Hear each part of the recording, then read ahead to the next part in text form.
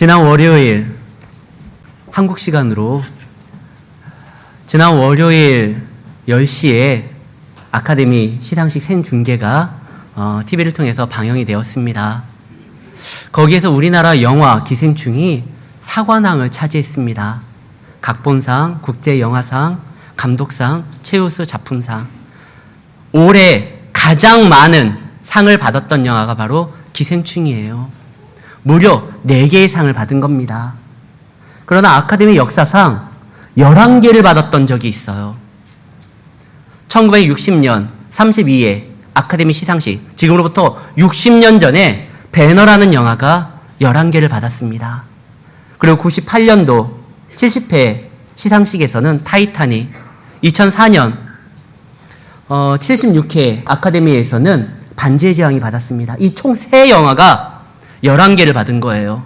그 중에 배너는 아마 여기 40대 이상인 분들은 이 영화를 안 보신 분이 없을 거예요. 그 TV에서 성탄절이나 부활절에 꼭 틀어줬어요. 그리고 토요명화나 주말의 극장에서도 방영했을 뿐만 아니라 교회에서도 그렇게 또 목사님들이 틀어줘서 저 이거 참 많이 봤어요, 배너. 근데 이 배너라는 영화에 이런 장면이 나옵니다. 배너의 연인인 에스더라는 여자가 그의 시부모, 시어머니와 시누이에게 지금 한센병, 문둥병에 걸려가지고 더 이상 소망이 없는 그들에게 이런 말을 합니다. 두려워하지 마세요. 보이는 것만이 전부가 아닙니다. 예수님을 만나보세요. 정말 그들이 예수님께 나아가고 예수님이 죽으시는 그날 십자가에 달려 죽으시고 비가 내리는데요. 그 빗물과 함께 그들의 병이 치유되는 장면이 나옵니다. 근데 이 영화의 주인공은 배너잖아요.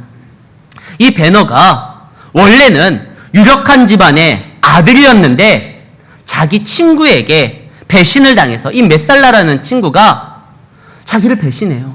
그래서 노예로 끌려가게 만듭니다. 그리고 어머니와 여동생은 로마의 그 지하 감옥에다가 가둬놓게 만들어요. 햇빛 하나 없는 그곳에서 결국 엄마와 그 여동생은 한센병에 걸립니다. 본인은 노예로 끌려가고요. 이 배너의 마음에 딱 하나만 있습니다. 내가 반드시 살아남아서 내 저놈을 죽이겠다. 근데 이 영화 말미에 보면은요, 배너가 이런 고백하는 장면이 나옵니다. 나는 그때 분명히 보고 들었습니다. 예수님 십자가상의 그 사건을 보고요. 그때 그분이 이렇게 말을 했습니다. 하나님, 저들을 용서하여 주시옵소서. 저들이 지금 무슨 죄를 저지르고 있는지 알지 못합니다. 그 말을 듣는 순간 내 손에 칼을 그 예수님이 걷어가는 것을 느꼈습니다. 이 장면이 나와요. 우리 배너하면 막 전차 장면만 생각나는데 사실 그러지 않아요. 이 정말 중요한 복음의 메시지가 있습니다. 한평생 복수만으로서 살아갔었던 이 배너가 예수님을 만나고 예수님을 바라보고 예수님의 음성을 들은 다음에 자기 손에서 그분이 칼을 걷어가는 것을 느꼈다라고 고백을 해요. 그리고 더 이상 소망이 없다라고 생각했던 엄마와 여동생이 예수님을 만나고 그의 치유의 역사로 인해서 다시 새로운 삶을 살아가는 것을 경험하게 됩니다. 오늘 성경 본문에 보면은요, 너무나 원통한 나머지 그 마음이 격동됨으로 인하여 한시도 그냥 편안한 삶을 살아갈 수 없었던 인물이 하나 등장을 하는데 그것이 바로 한나입니다. 한나는 아이를 낳지를 못했어요. 그러면 많은 위로가 필요한데 남편은 위로할지언정 남편이 말로서는 위로한다고 하고 사랑한다고 하지만 이 아내에게 정말 해서는 안 될 짓을 하죠. 또 다른 아내를 얻은 거예요. 근데 그 아내가, 그 분인나가 한나를 공격합니다. 너무나 억울하고 원통해요. 그런데요, 배너처럼 내가 복수를 다짐하고 반드시 살아남겠다 이런 생각한 것이 아니라 처음부터 믿음이 있었던 이 한나는요, 그 마음 그대로를 가지고 하나님 앞에 나아갑니다. 그 상처받은 마음, 그 원통한 마음, 그 공격당해가지고 너덜너덜해진 그 마음을 그대로 안고 하나님 앞에 나아가서 하나님 앞에 쏟아붓습니다. 자기 대적, 분인나를 상대하고 자기에게 어떻게 그럴 수가 있는지 남편 엘가나와 싸우는 것이 아니라 이 한나는요, 그냥 하나님 앞에 나아가요. 그리고 하나님 앞에 기도합니다. 하나님, 나의 원통함을 불쌍히 여겨주시고 나를 도와주시고 나와 함께 해달라고 그렇게 부를 지졌을 때 하나님의 응답이 와요. 근데 여기서 하나님의 응답이 환상 가운데 그에게 또렷한 음성으로 귀에 들리도록 메시지를 전해준 것이 아니라 그때 당시에 한나보다 믿음이 적었었던 그러나 엘리 제사장이라고 해서 그 성소에서 책임을 맡고 있는 그 엘리가요 이야기를 하는데 그 이야기의 음성을 하나님의 음성으로 듣습니다. 놀라운 거예요. 우리가 하나님의 음성을 직접 듣기를 소망하는 그런 분들이 계실 거예요. 저도 그랬어요. 저도 신학교 때 왜 신학생들 되면 한 번씩 산에 올라갑니다. 그리고 우리 때는 그런 이야기들이 있었어요. 정말 능력 있는 목회자가 되려면 소나무 뿌리 하나는 좀 뽑아야 된다고. 저도 붙들고 기도를 했어요. 안 뽑혀요. 근데 어쨌든 막 부르짖으면서 하나님 제발 나에게 당신의 음성을 들려달라고. 어떻게 제가 들었을까요? 사랑하는 아들아, 내가 너와 함께 있으니 너는 내가 지시한 모든 곳으로 나아가 복음을 증거. 이런 음성이 좀 들렸으면 좋겠는데 안 들려요. 그러나 하나님께서 지금요 정말 특별한 상황 가운데서는 지금도요 저는 믿어요. 특별 계시로서 하나님의 환상도 보여주시고 음성도 들려줬다는 것을 믿어요. 실제로 그런 역사들이 일어나니까요. 그러나 그것을 일반화시키면 안 돼요. 이미 하나님께서 계시의 완성인 성경을 통해서 당신의 뜻과 우리를 향한 당신의 사랑 그리고 목적이 무엇인지 우리에게 바라는 것이 어떠한 것인지를 다 기록하셨어요. 그래서 이 성경 말씀을 통하여 우리는 살아있는 하나님의 음성을 듣고 말씀을 증거하는 목회자와 그리고 내 주변에 있는 신앙의 동역자들의 그 권면하는 말을 통해서 하나님의 음성을 듣습니다. 여러분 하나님의 음성을 또렷하게 그냥 들려달라고 하면 큰일 나요. 정말 그렇게 들려주는 특별한 경우가 있지만 보통 때 그렇게 들으면 제정신이 아닙니다. 출애굽기 20장 18절에서 19절에 이런 말이 나와요. 하나님께서 그의 음성을 이스라엘 백성들 가운데 들려주신 적이 있어요. 같이 읽겠습니다. 뭇 백성이 우레와 번개와 나팔 소리와 산의 연기를 본지라 그들이 볼 때 떨며 멀리 서서 지금 하나님께서 막 말씀을 하시니까 이 이스라엘 백성들이 어쩔 줄 몰라 하는 거예요. 그래서 19절에 뭐라고 하냐? 모세에게 이르되 당신이 우리에게 말씀하소서. 하나님이 직접 우리에게 말씀하면 우리가 죽을 것 같습니다. 그러니까 모세요, 당신이 우리에게 말을 하고 그러면은 우리가 그것을 하나님의 말씀으로 듣겠습니다. 하나님이 우리에게 말씀하지 말게 하소서. 정말 우리는 죽을까 합니다. 우리가 거룩한 하나님을 만나고요, 그분의 음성을 직접 들으면 큰일 나요. 실제로 그분의 음성을 들었었을 때 우리는 그것을 감당할 수 있는 수준이 아닙니다. 오늘날 기록된 말씀을 통하여 말씀 가운데 우리를 만나주신 것이 은혜예요. 그래서 예수님이 뭐라고 합니까? 지금이 곧 은혜의 때라는 거예요. 왜? 말씀이 육신이 돼요. 사람으로서 예수님께서 말씀을 전하시고 그리고 이제 그 예수님께서 승천하시고 보혜사 성령님을 우리에게 허락하심으로 인하여 이제 말씀을 읽을 때 성령의 감동으로 이 하나님의 말씀을 나에게 주시는 말씀으로서 들을 수 있고 또 목회자를 통하여 우리 신앙의 성도들이 권면하는 말을 통하여 그 음성을 듣게 되는 것이 그게 은혜예요. 지금 엘리는 믿음은 좀 없어요. 행동하는 거 보면 그래요. 그러나 짬밥은 있어요. 지금 엘리가 제사장에서 성소에서 제사장 역할을 한 게 한두 해가 아닙니다. 그냥 눈치는 있어요. 그래가지고 처음에 한나를 꾸짖다가 이것이 아니구나. 하나님께서 저 여인의 마음을 지금 들어주시는 거구나. 왜? 그 여인이 자기가 꾸짖었을 때 자기가 생각하는 반응이 아니에요. 아닙니다, 제사장님. 저는 하나님 앞에 기도하는 겁니다.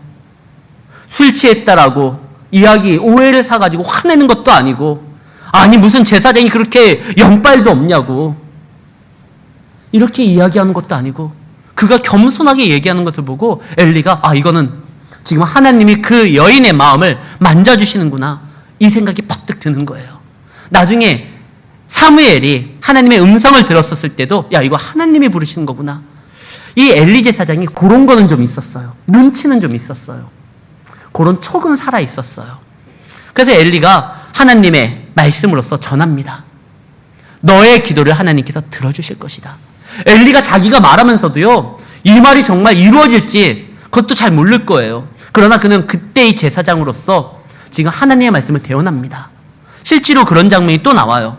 예수님 당시에 예수님을 대적했었던 그때의 제사장이요, 갑자기 하나님의 말씀을 예언하는 장면이 등장을 해요. 그러면서 성경은 뭐라고 하냐면 그 해에 그가 대제사장이었기에 이런 말을 했다라고. 그는 믿음이 없다 할지라도 그의 위치가, 그의 직분이 하나님께서 사용하는 어떠한 도구로서 역사하기도 한다는 겁니다. 제가 지금 여러분들 앞에서 말씀을 증거합니다. 여러분들보다 신앙의 연수가 적을 수도 있어요. 제가 모태신앙이라 할지라도 여기 벌써 70년 그렇게 믿으신 분도 계실 거고 50년 이상의 믿음을 가지고 계신 분도 계실 겁니다. 그러나 제가 오늘 여기에서 앞에서 여러분들보다 신앙의 연수가 짧다 할지라도 감히 하나님의 말씀을 증거하고 선포하는 건 하나님이 세웠기 때문에 그렇습니다. 이것을 통해서 주님의 말씀을 들으시기를 바라요. 지금 엘리의 이 말을 통해서 저 믿음도 없고 술 취했는지 성령으로 인하여 역사되는지도 모르는 저 엘리, 지가 뭘 한다고 이러지 아니하고 그의 음성을 듣고 하나님께서 저 사람을 통하여 나에게 지금 말씀을 하시는구나. 그 말씀을 붙들고 확신하고 한나가 돌아가는 거예요. 그리고 그 다음서부터 그 얼굴빛에 18절 다시는 근심빛이 없더라. 하나님이 분명히 나에게 말씀하셨어. 약속하셨어. 이루어 주신다고 하셨어. 이것이 이제 이루어질 거야. 정말 그가 이제 곧 임신을 합니다. 그리고 아이를 출산해요. 이 아이가 얼마나 이쁜지를 몰라요. 그렇게 원하고 바라고 소망했었던 이 아이. 근데 한나가요, 서원을 하나 있잖아요. 하나님, 당신께서 나에게 아이를 주신다면 이 아이를 하나님께 드리겠습니다. 근데 이게 즉흥적인, 한나가 너무나 원통해서 대적들이 너무나 자기를 공격하니까 억울해가지고 하나님 정말 준다면 이거 하나님 다 드릴 테니까요. 이렇게 나온 말이 아니에요. 그는요, 사실 서원이라는 것이 어디에서 나오는 것이냐면 하나님의 은혜에 감사하고 그것을 잊지 않겠다라는 다짐으로써 약속하는 것이 서원입니다. 하나님은 조건을 달지 않아도요, 우리에게 필요한다고 하면 주시는 분이에요. 여러분들이 건 조건 때문에 주시는 것이 아니라 필요하기 때문에 허락하시는 분이에요. 한나는요, 정말 자기가 너무나 원통했기 때문에 하나님과 거래한 게 아니에요.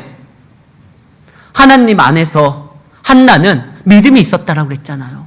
아마 그가 결혼하면서 자기가 아이를 못 낳는 그런 상태라는 것을 몰랐을 때조차도 결혼하고 아이를 낳게 되면 하나님, 이 말씀이 시기하던 때에 사사기 다음에 사무엘이라고 했잖아요. 룻기가 좀 빠지면은요. 사무엘이 사사기의 저자일 수도 있습니다. 사사기는 저자 미상이에요. 그러나 많은 신학자들이 아마 사사기는 사무엘이 쓴 것이다. 왜? 사무엘과 사사기의 내용이 연결이 되거든요.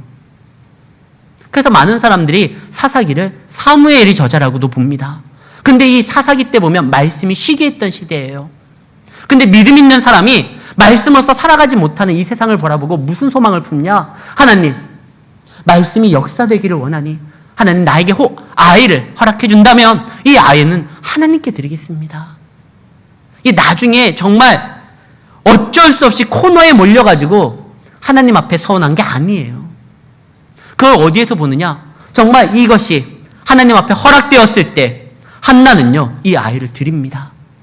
그리고 언제 한나가 찬양을 하느냐? 우리가 읽었던 오늘 본문 2장이 바로 한나의 찬양입니다. 이 찬양이 언제 나오죠? 하나님께서 나에게 아이를 줄 때 그때 부른 찬양 아니에요.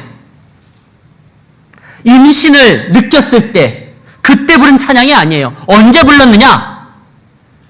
젖된 후에 아마 사무엘이 나름대로 화장실도 혼자 다닐 수 있는 한 7살 정도 되지 않았을까 싶어요. 그때 어느 정도 너무 갓난아기를 제사장한테 맡기면 제사장이 어떻게 이 아이를 보면서 돌보면서 우리 손주들 보고 있잖아요. 이 눈에 넣어도 아프지 않은 그 아이들. 근데 손주 보는 것이 쉽지 않죠. 이번에 보니까 손주병이라는 것도 있더라고요. 얼마나 힘들어요. 이 정말 아름다운 아이인데 내 자식도 내가 그렇게 보는데 힘이 드는데 엘리 제사장한테 그 아이를 맡겨요? 엘리가 자녀 교육은 잘한 줄 압니까? 아니에요. 엘리의 아들들은 성경에 나와서 뭐라고 되어 있습니까? 불량자라고 되어 있어요. 그러니까 이 엘리가 그렇게 제사장 역할도 감당하면서 아이도 돌보면서 이게 안 되니까 한나가요. 어느 정도 이 아이가 자기 손으로 식사도 하고 스스로 화장실도 가고 옷도 갈아입을 정도까지 한 7, 8살까지는 데리고 있다가 보내는 거예요. 근데 그 보내고 제사장에게 맡긴 다음에 부른 찬양이 바로 이 찬양이에요. 임신할 때, 출산할 때가 아닙니다. 젖을 물렸을 때가 아니에요. 근데 아이를 보내는데 어떻게 찬양이 나옵니까? 지금 이 찬양할 순간이에요? 아니잖아요. 우리 윤 권사님, 효승이 군대 보낼 때 찬양이 막 터져 나옵니까? 아니, 지금 애를 보내는 거예요.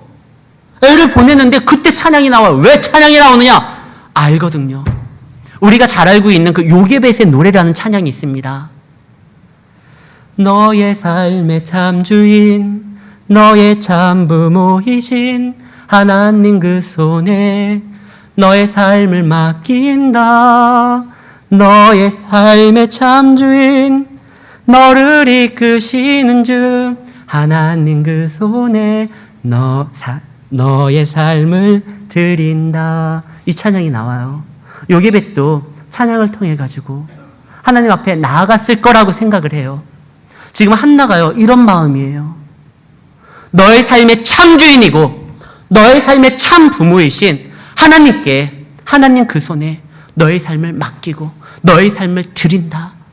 지금 한나가 가장 큰 축복을 받았을 때가 언제냐? 사무엘을 아들로서 낳았을 때, 그거보다 더 기쁜 건요, 하나님이 자기를 기억했다라는 거예요. 정말 이게 가장 큰 축복이에요. 지금 이 아이는 그냥 난 아이가 아니라 하나님 앞에서 하나님이 나를 기억하시고 나를 돌아보시고 나를 사랑하시고 나에게 은혜를 베풀어서 기도로서 허락된 아들을 품었을 때 하나님이 나를 잊지 않았구나. 하나님이 그 낯을 나에게 돌리시고 나를 바라보시고 나에게 은혜를 베풀어 주셨구나. 아론의 기도, 여호와께서 그 얼굴빛을 우리에게 향하여 우리에게 복을 주시고, 지금 한나가요, 내 기도를 들어주신 그 하나님, 그것을 통해서 하나님이 정말 나를 기억해 주셨고 나를 붙들어 주셨구나. 한나는 그게 너무나 기쁜 거예요. 그래서 그 기쁜 나머지 그 기쁨의 즐거움을 내 아들도 갖기 위해서 하나님 앞에 드리고 하나님 앞에 그 손에 맡기는 거예요. 우리가 하나님 앞에 드렸을 때요, 뺏기는 게 아닙니다. 사라지는 게 아닙니다. 정말 하나님 앞에 드렸을 때 내 삶이, 내 시간이, 내 물질이, 내 젊음이, 나의 어떠한 은사가 하나님 안에서 더욱더 완성되어지는 겁니다. 내가 움켜쥐는 게 아니에요. 하나님 앞에 드렸다는 건 내 삶에서 그것이 사라지거나 없어지거나 빼앗긴 것이 아니라 하나님께 바쳐진 것으로서 하나님이 세상을 창조하셨던 그 하나님의 손길로 인하여 하나님 보시기에 가장 좋은 것으로서 역사되는 은혜라는 것이에요. 한나는 그걸 알았기 때문에 하나님 앞에 드리는 거예요. 내 아이의 삶 하나님 앞에 드립니다. 그렇다고 전혀 사라진 게 아니에요. 명절 때마다 또 예배 때마다 언제나 거기에서 하나님 앞에 수종 들고 있는 자기 아들 사무엘을 만나는 겁니다. 그를 보게 되는 거예요. 그를 느끼면서 내 삶이 아닌 하나님 품에서 역사되는 삶으로 살아가는 내 사무엘, 그리고요 정말 그 사무엘을 하나님 앞에 드렸을 때 한나도요, 한나가 지금은 말씀이 희귀한 시대에 살고 있잖아요. 그러나 하나님께서 사무엘을 통해서 이제서부터 열게 된 말씀의 시대에 이 한나도 그 안에서 살아가게 되는 겁니다. 정말 하나님께서는요, 사무엘을 통해서 그 땅에 말씀의 시대를 열어요. 새로운 하나님의 나라를 건설하기 위해서 말씀으로써 교육시키고 훈련시키고, 그리고 말씀으로 훈련된 왕 다윗을 통해서 그 땅의 신정 정치를 이룹니다. 그것을 가능케 했던 첫 번째 사람이 누구냐? 바로 사무엘이에요. 하나님 앞에 드렸을 때 더욱더 완전한 삶을 살아가게 된 것입니다. 사랑하는 성도 여러분, 우리가 그런 삶을 살아가기 위해서 먼저 부모로서 자녀들에게 보여줘야 돼요. 우리 아이들이 성경고사에서 노예대항에서 1등을 합니다. 그때 좀 뿌듯하죠. 근데 우리 아이가 모의고사에서 전교 1등을 합니다. 근데 난리 나요. 아이가 성경고사에서 1등하면 좀 뿌듯하고 마음이 좀 즐겁고 왠지 또 교회에서 직분자들에게서 좀 체면도 쓰고. 근데 애가요, 학교에서 모의고사 1등하면은요 동네 잔치를 벌입니다. 아이가 생각하죠. 예배보다, 말씀보다, 성경보다 공부가 더 중요하구나. 그런 생각을 갖게 되는 순간부터 예배를 빠지고 교회를 빠지고 말씀을 뒤로하고, 그러니까 공부하러 가는 거예요. 공부하는 게 나쁜 게 아니에요. 그러나 하나님의 먼저 자녀로서 말씀 가운데 세워진 다음에 공부하는 거예요. 그러면 하나님이 결코 손해보지 않게 합니다. 레위기 이게 화면 좀 띄워주세요. 아까 졌었던 레위기 25장 20절 말씀 제가 읽겠습니다. 만일 너희가 말하기를 우리가 만일 7째에 심지도 못하고 소출을 거두지 못하면 우리가 무엇을 먹으리요? 하나님께서 7년 될 때는요 안식년이라고 쉬라고 했어요. 안식일 날은요 하나님께서 쉬라고 했어요. 그러니까 사람들이 걱정되잖아요. 아니 쉬면 우리는 어떻게 살아가? 그 다음 절 내가 명령하여 6째 날에는 복을 줘가지고요 평소 때보다 3년 동안 쓰기에 족하게 하나님께서 부어주겠다는 거예요.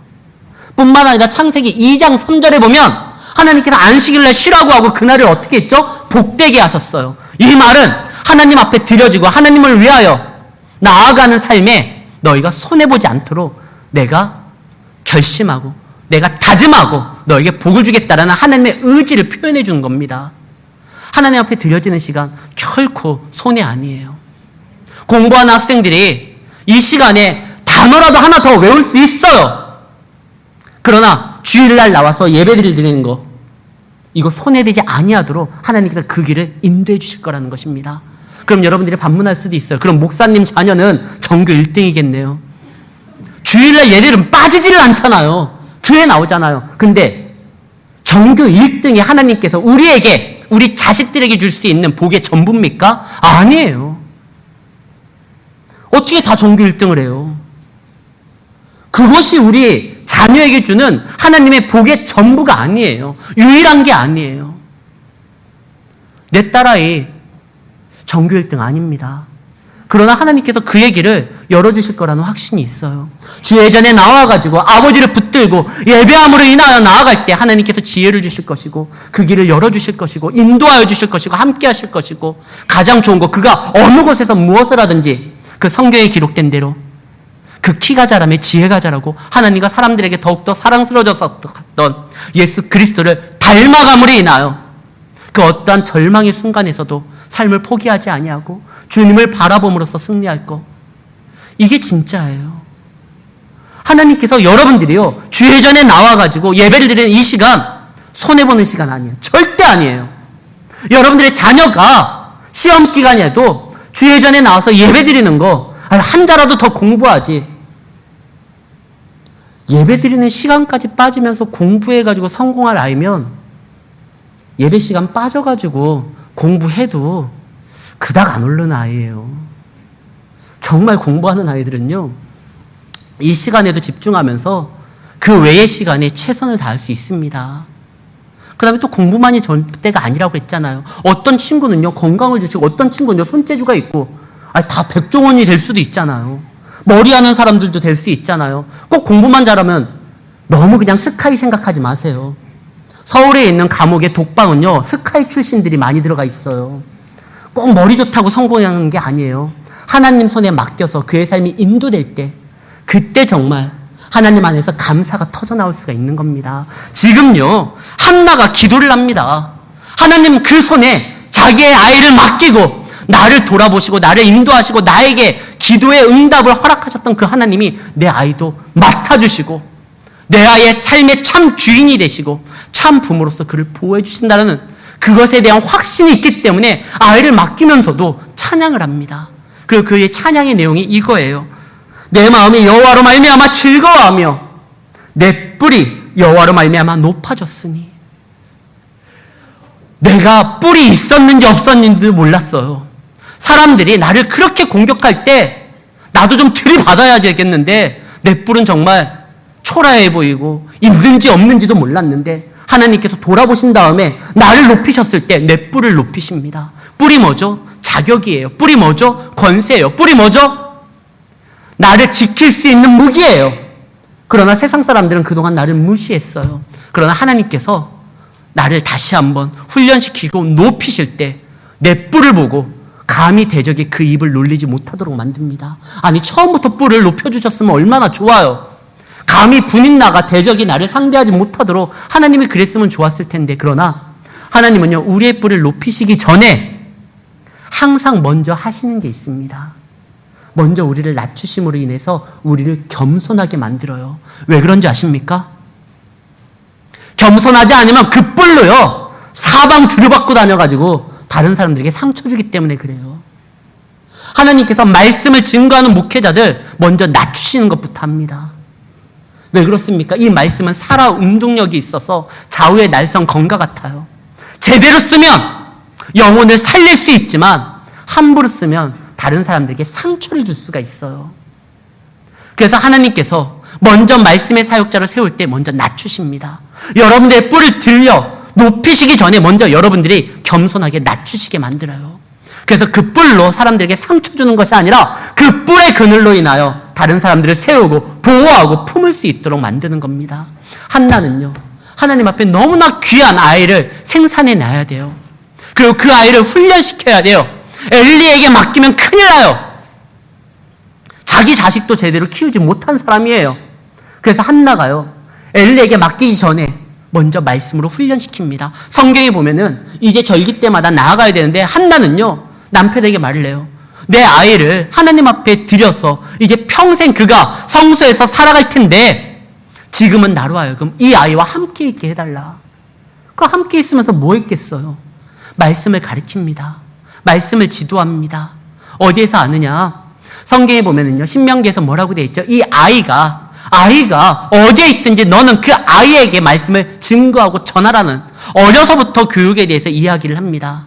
1988년 내가 살아가는 데 있어서 가장 중요한 모든 것들은 유치원 때 배웠다라는 책이 있어요. 이것이 굉장한 베스트셀러예요. 근데 이 책에서 뭐라고 하냐면 자기가 살아가는 데 있어서 정말 중요한 모든 것은 어디에서 배웠냐? 유치원 때 다 어려서부터 배웠다는 거예요. 3살 버릇이 여든 가는 것처럼 어려서부터 배웠었던 것이요, 평생 가는 경우가 많습니다.